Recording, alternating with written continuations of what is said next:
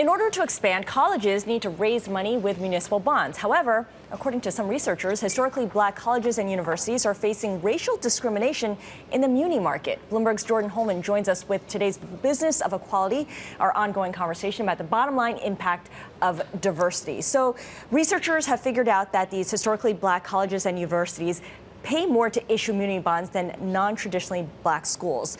What's fueling the trend? What's driving it? So the biggest thing that's happening right now is that black colleges have to pay more for this because of racial discrimination. It comes down to that. Investors don't want to buy the bonds, and that is more expensive for the banks to place them. So that's why, on average, black colleges are paying 14% more to issue Muni bonds. 14% more. I have to say, the story blows my mind. And they're all blaming the investor base to a certain extent. Why is it quite so costly for them to then have to stomach these extra fees?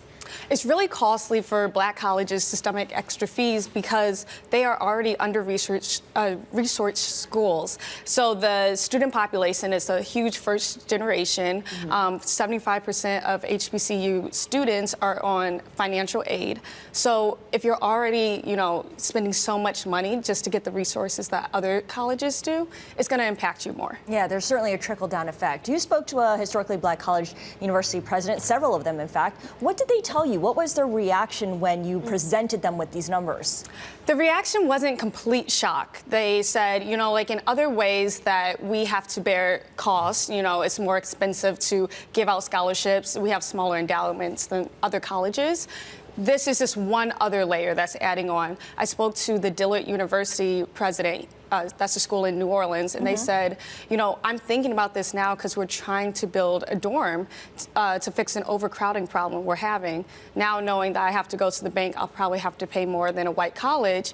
That's going to be on top of mine. Your story is shining light on this. Clearly, when you've been speaking to bankers, they haven't been that surprised. The actual universities themselves haven't been that surprised. There's data out there. Is the legal infrastructure in the US looking to try and stamp this out in some way? There has been some legislation proposed. It has not gone anywhere. So right now it's really on the banks and the colleges to speak to one another and try to see if they can lower that cost, because that's the only solution. If it doesn't get solved, it will be a cyclical problem where the under-resourced people keep paying more. And that is what one of the presidents said. That's just kind of the story of America.